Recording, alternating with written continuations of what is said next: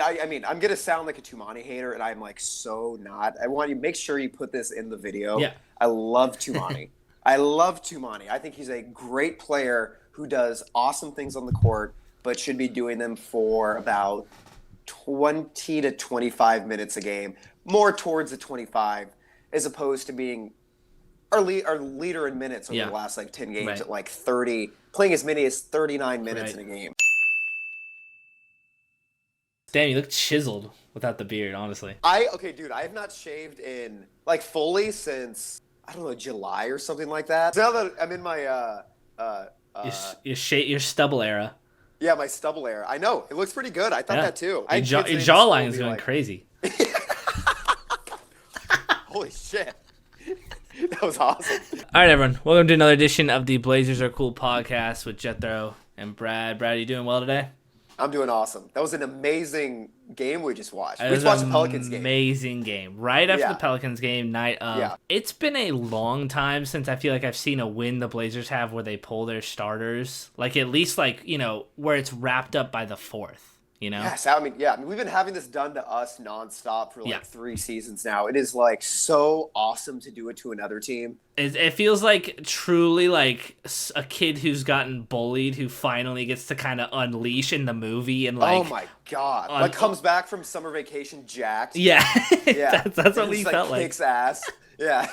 Well, it proves that, kind of like we've been saying all the years, that we are a step below the worst. Or sorry, a step below. We are a step above the worst. Yes. Which I know we haven't always shown, like especially against like the Jazz. I don't know. I think a lot of the people who we think play really well or can play really well, I should say, are playing really well. Like it's just all of the players that we know are good being good at the same time, being healthy at the same time. I think that's a big thing with us is that we're really healthy right now, which is great to see. I know Clingan was out, but like that might have just Jeremy, but I think we're okay with that. With that, I think we have a good opportunity right now to assess what we've seen, different lineup changes, different starting lineups, particularly. And I think you and I want to talk about what should the Blazers starting lineup look like moving forward for the rest of the season. Yeah, because we're at like kind of like it feels like we're at a turning point in which we've seen every lineup. Mm-hmm. We've seen how every player can play. Mm-hmm. We've seen, how we look without this guy, how we look with this guy. Because, the first 30 or whatever games of the season, especially for a team like us, we're looking to see what works and what doesn't. I think we have a good idea of that now. Mm-hmm. And since we're a bad team, so it's not like we are sold to a certain starting lineup. Right. We should hopefully be willing to mix things up and play what works. Yeah. And we now have kind of seen what works and what doesn't. So we're at a cool point where we can kind of talk about what we want to see forward based on what we've already seen. And this is, at least in my mind, I think yours too, with the idea of winning as many games as possible, right? Yes, I know that's always my mindset. That's always no matter mine. We are fans. Yeah. We are fans. And like every fan realizes after every game we win, it's more fun to win. Yeah. I'm okay getting a pick that we deserve. If we, at our best, we win, 28, 30 games, we get the 7th best odds. That's all right. In my eyes, that's the pick we deserve. Mm-hmm. I hate this, on principle, I hate playing below our talent level to get a high pick. Yeah.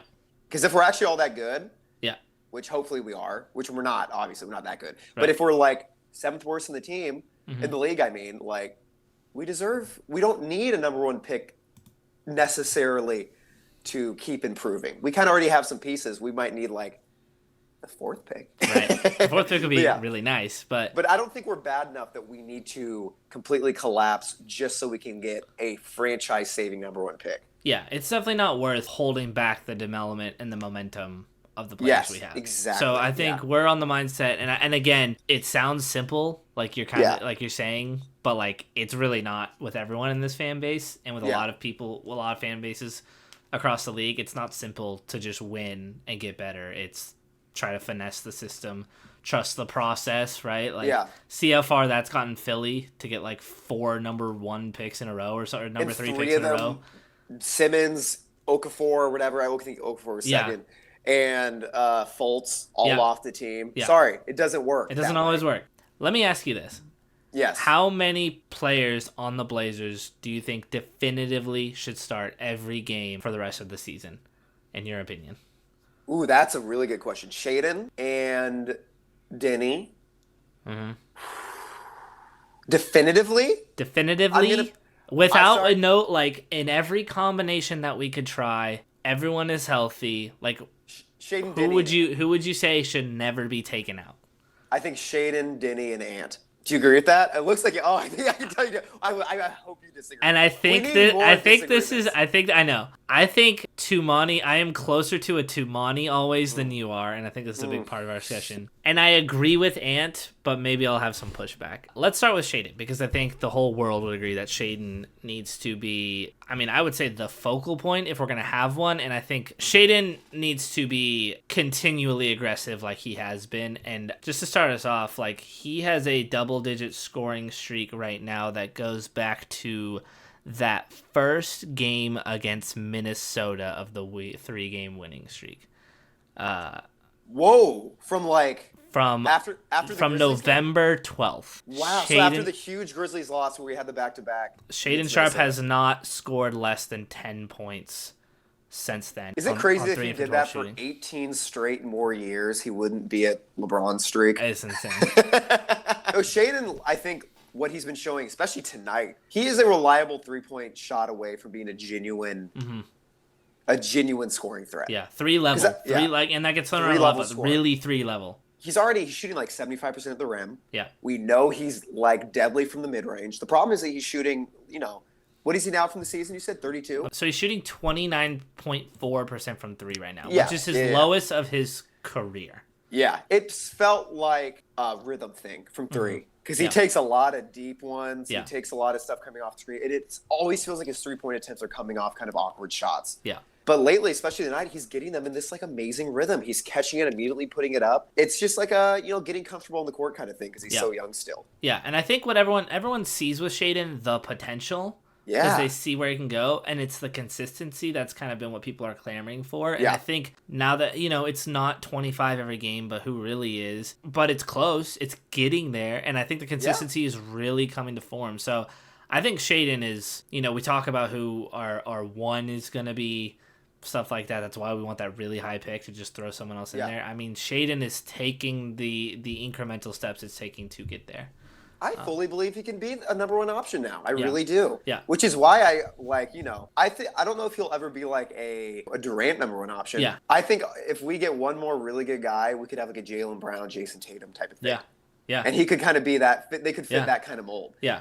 And I think someone that he could very much get along with and kind of be that 1-2. It's not quite Tatum, Jaylen Brown. We're not going to say that yet, but Deni Avdija, I mean, has also really stepped up his consistency. He's deadly from 3. Someone on our YouTube comments said that his mid-range game needs to come around. Ooh, and then he can I didn't see that. I think it was in one of our shorts. Shout out to our commenters. Yeah. That's awesome. We only have like 3, so that was a big deal.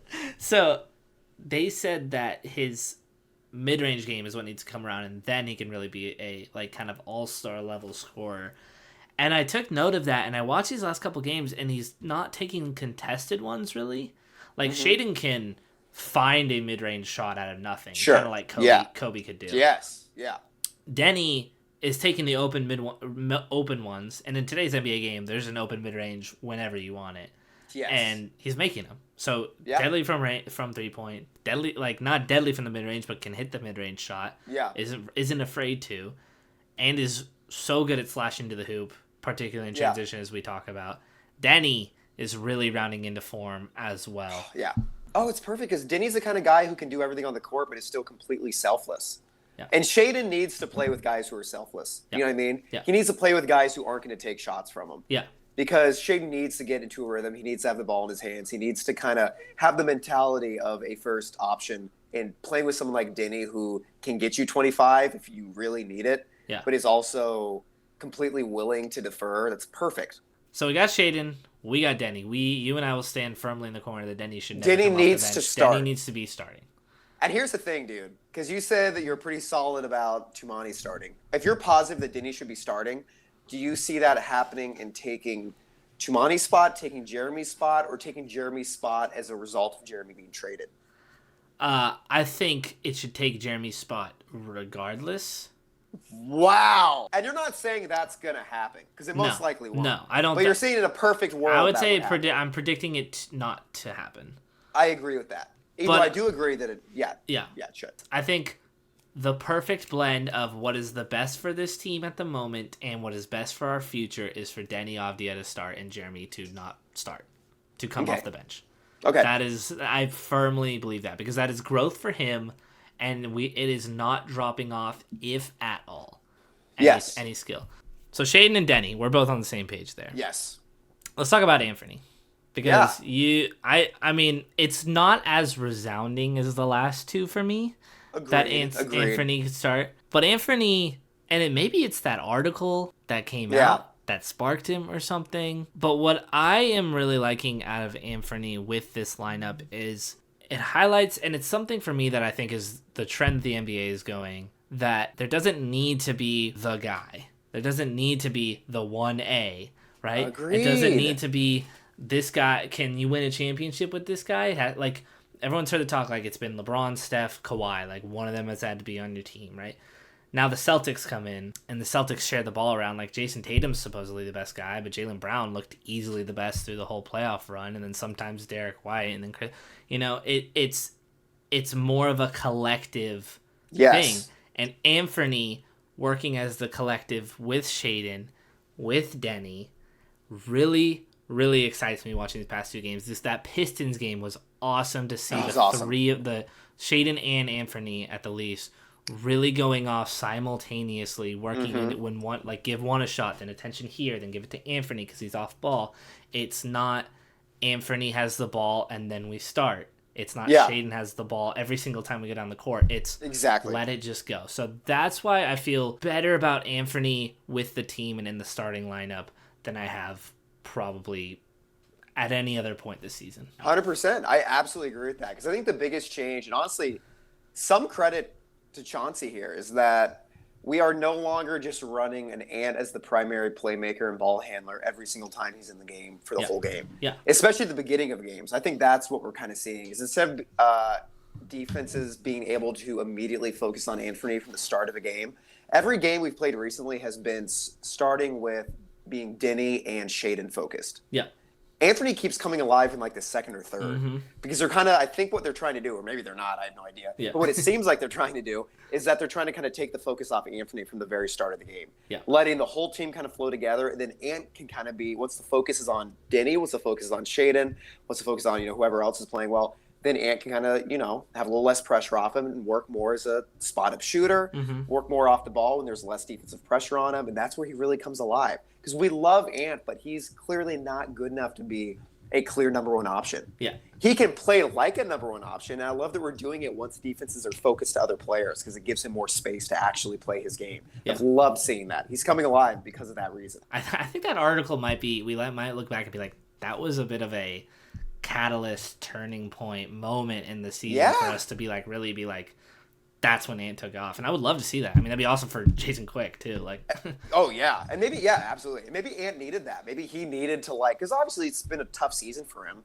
It might've been nice for that article to come out to kind of let that off his back. Yeah. Let him play with a little bit more freedom, with everyone knowing he's going through kind of a tough time right now for, it seems like a few reasons. Yeah. So now that's out there, and there's less reason for fans to make up reasons for why he might be playing well. That's what I was in some ways relieved to see that article, because I was worried, Ant clearly wanted out. And it was nice for fans. I think it was nice for him too, for everyone to know, he's going through a tough time. He's trying to work through it. And he wants to be part of a solution. Yeah. So now here's, I think, where we get contentious. Yeah, for sure. Because I'm ready for this. Because we've talked about this multiple times. Yeah, you've prepped for this. We've had this discussion. Yeah. And I've heard it, and I just think I am against it. So I will say Toumani should be in the starting line for the rest of the year.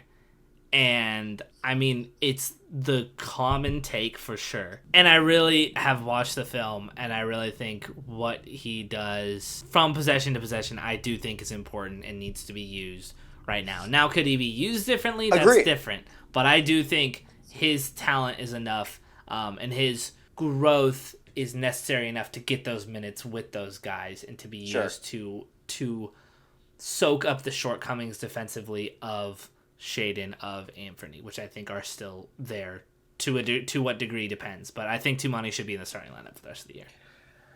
Okay, here's the thing. I don't necessarily disagree with any of that. Because I'm gonna sound like a Toumani hater, and I'm like so not. I want you to make sure you put this in the video. Yeah. I love Toumani.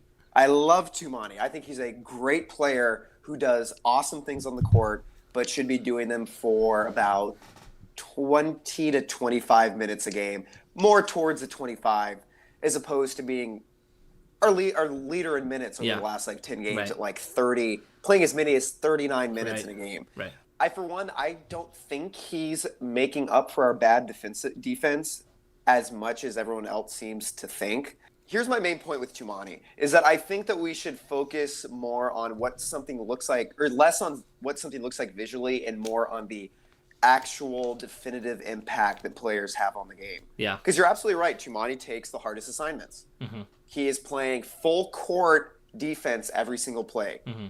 That is an awesome, high effort, high energy thing to do. Yeah. I am not totally convinced he's having the massive impact on our defense that everyone else seems to. Yeah. And again, I don't know if that's because he's not being used correctly, because I would personally like to see Toumani used less in a guarding the point guard full court role. Because that's mainly what he does. He guards point guards 36% of the time. Right.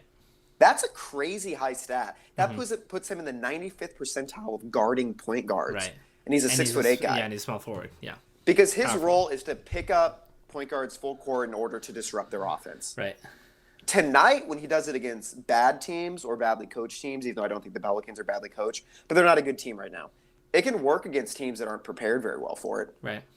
But against teams that are well coached, that have talented offensive players, I think it might work for spurts. It might work for certain moments, but I don't think it works for an entire game, which is why I'd rather see him coming off the bench, being used in specific ways to disrupt defense, because I don't think he is a defensive anchor. I think he's a disruptor. I think he's a specific type of player, a full-court isolation defender. I don't think he's the kind of guy who makes a massive impact on the court. I think the most easy comparison to make is Draymond. Yeah. Because Draymond's a guy who provides elite rim protection. He can pick guys up in isolation. Mm-hmm. He's an amazing help defender. He can guard 1 through 5. Yeah. I think Toumani is a really good isolation defender that can, by good teams, be schemed out through heavy pick and rolls. I do see, and you brought up the thing about picks, like him getting screened and that being kind of an issue. I did see that a couple times. I really watched that Pistons game where I saw that. I do see a lot we switch. We switch on everything. We switch everything, which is very commonplace, right? But when I see that, and then it just leads me to the discussion where it's like he's on the best player, and the best player still scores a lot. Absolutely. And then but then it becomes like which one of those are his fault, things like that. I think what's tough is that on the offensive end, he's getting better at his role, which is this get in the corner, shoot a 3, or drive baseline to the hoop. I think he's getting better at it and better. He's got that stutter step. He's got the jab step. He's getting better at that. Yeah. It just is that what he's going to be for the rest of his career. I kind of hope not. I hope he can play around the 3-point arc more. So in that regard, I'd say maybe trimming his minute downs is fine. Kind of get him to, like you were saying, be a little more of a utility thing and rather our leading guy in minutes. However, if that's not the case, or if that's what he is going to be, I really think he should be getting these minutes to get better and to get better at guarding one person and to, like I said, just be that number one, that 1A, but on the defense. Because if that's what he is going to be, then that's what he should be. But I think I do see what you're saying and agree that he shouldn't have to be like that. I thought that Pistons game was the perfect example of what Toumani is. Yeah. He's a guy who's going to pick up Cade Cunningham for the full court.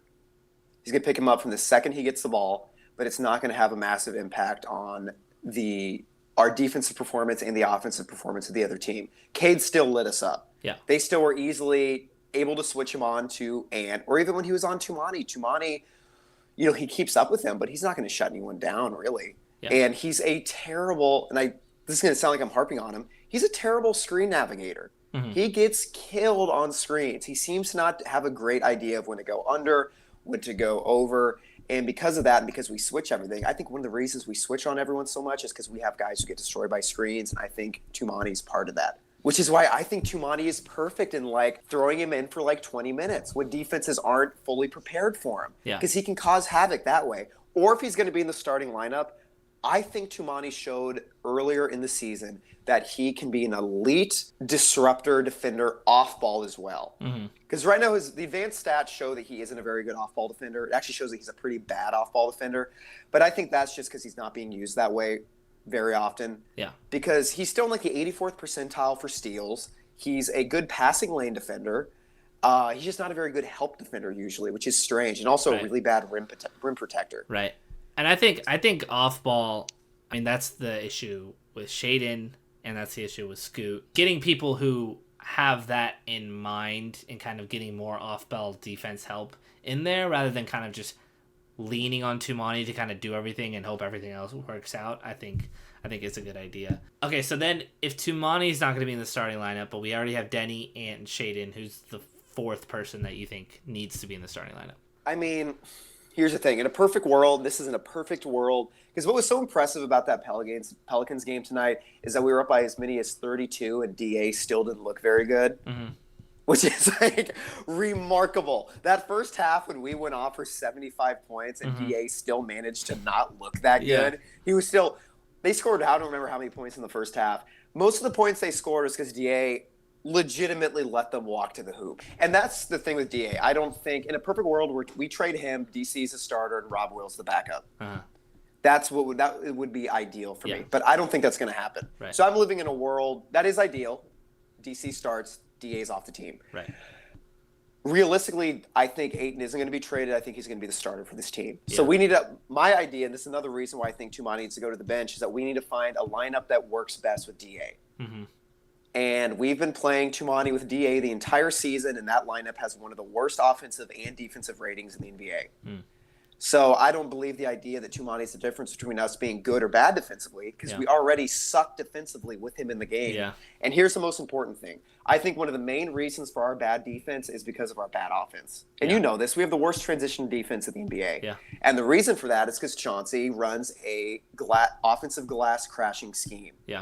It's another problem with Toumani. I don't know if I blame him or Chauncey for this, but he's a really bad transition defender. Right.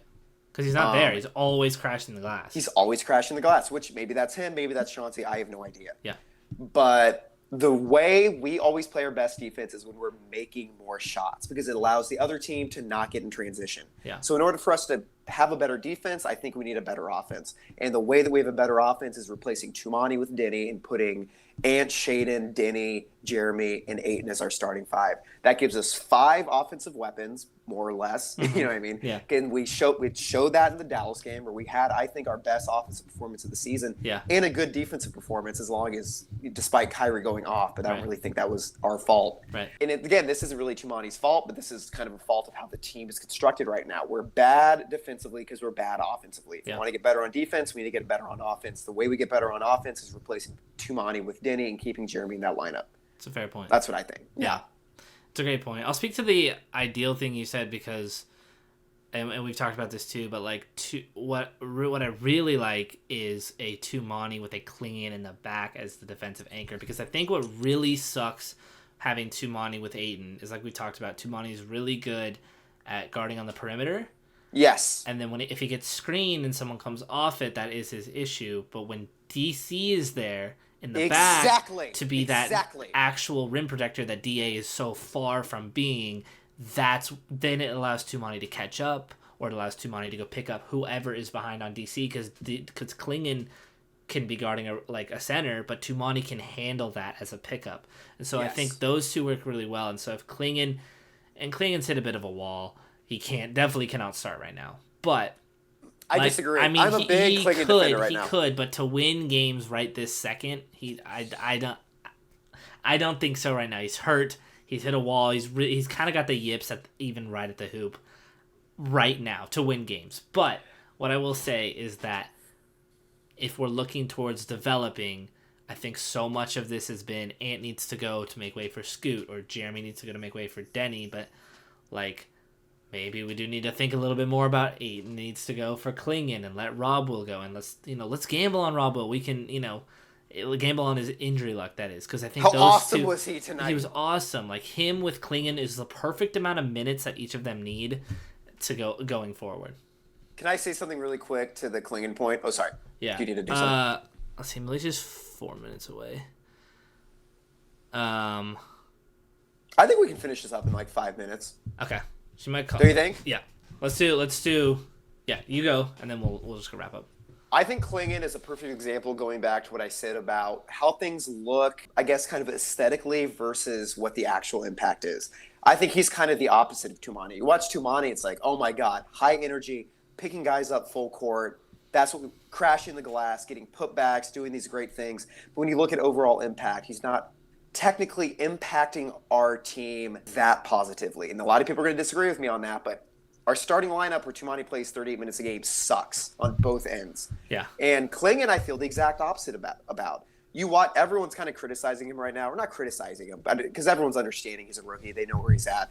But, rightfully critiquing some of the things he's struggling with. Mm-hmm. However, I think it's the exact opposite from Toumani as it is to Clingan. Where Clingan, you watch just him, you're seeing him struggle with putbacks, you're seeing him struggle around the rim, you're seeing him look kind of gassed at times. Mm-hmm. But I think his impact is incredible. Yeah. And I think you watch him and it's like, oh, he's kind of struggling in this way, but he just left the game and we outscored the other team by 12 points and they scored 2 points in the paint. So it's like, yeah, you watch him and it's some of the things you would expect or think he should be good at, he's struggling with. But his overall impact of the game is incredible. And it always is, no matter what the lineup. And going back to what you said, I think you were completely spot on that we need to see Toumani more with Clingan. That is, because I love Toumani. I just want to get that out there one more time. I love him.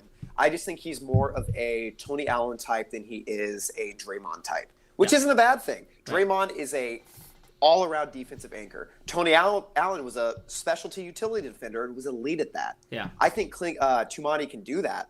But like you said, when you have Clingan coming off screens, that's like inside-out, it helps so much. Genuine defensive scheme by itself. Yeah. Because Toumani's not good enough that he's going to be able to cover all sides of the court, but he is fantastic on the perimeter.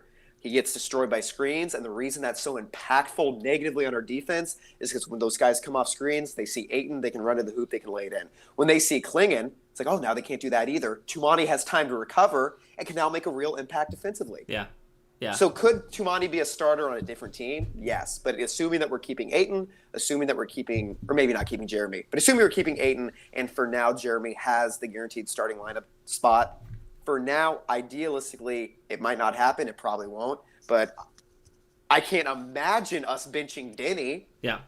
We can't bench Deni. But we probably are gonna. Yeah. I think he's going back to the bench because there's no way Jeremy isn't starting. I know. And it's so frustrating. I know. I honestly think you kind of giving that hesitation when I said Clingan needs to be on the bench. This is what I'm going to say. I think our starting lineup should be Shaedon, Ant, Deni, Toumani, and Donovan Clingan. And we see where that goes. That is a three-headed offensive monster, and I think a three-headed defensive monster when you count Deni as both. I agree with that because I think what Chauncey's trying to do and doing poorly is trying to find a balance between defense and offense. Yeah. And I think instead he's putting in a lineup that needs one more offensive option and they're not getting it, and putting in a lineup that is needing one more defensive option and not getting it. It's like the worst possible scenario of trying to balance it. I love that lineup that you just brought up. And then you're saying that it should be Anfernee, Shaedon, Deni, Jeremy, and Ayton in a realistic sense, because Ayton will be on this team going forward. Yes, and exactly. Jeremy does need to start, or will be starting, I should say. No matter what he's starting. So keeping Toumani out and Deni in is the way to go with that. Yes, because I think it has a two-way effect. Our offense will be better, as we saw in that Mavs game, and our defense will be better because we'll be scoring more and allowing less transition baskets. So I think it's a two-way plus. That's realistic, though, I think. But also, honestly, the way Chauncey talks about Toumani, I can't imagine Toumani him going out either. So I feel like it's going to be Deni, but I have no idea what's going to happen. It's going to be exciting to see. I'm very excited to see what happens when Jeremy gets healthy. It's going to be Deni going to the bench. It's going to be Deni, and it's going to ruin his rhythm, and it's going to suck. But because I want to reiterate, we're benching because as much as everyone can say they love Toumani, which I do too, just not being used in the way he's currently being used. I still love him as a player in a lot of different ways. But by saying that Toumani needs to start, what we're saying is we should bench our best player in Deni. Yeah. And that's insane that we're preferring Toumani, again, who I love, over Deni, who I think everyone can agree with is our best player. I think it's spreading. It's spreading real fast. Well, we're going to see what happens. Blazers are playing well. Can they keep it up? Let's see what happens. Maybe the entire culture shifts when Jeremy comes back, ruins all the rhythm. Who knows? But we will be here to talk about it on the Blazers. It'll be Chauncey ruining it. It'll be Chauncey ruining lineups. Yeah, for sure. We actually know the answer. Yeah. But appreciate everyone who's listening, who's listened this far. Please like, comment, subscribe. Mark Crislip, we know you're there. Yes, we love you. Yeah. And we'll be back next time. Yeah. Hope you guys like this one, because not to toot our own horn, but that was awesome. We kind of could.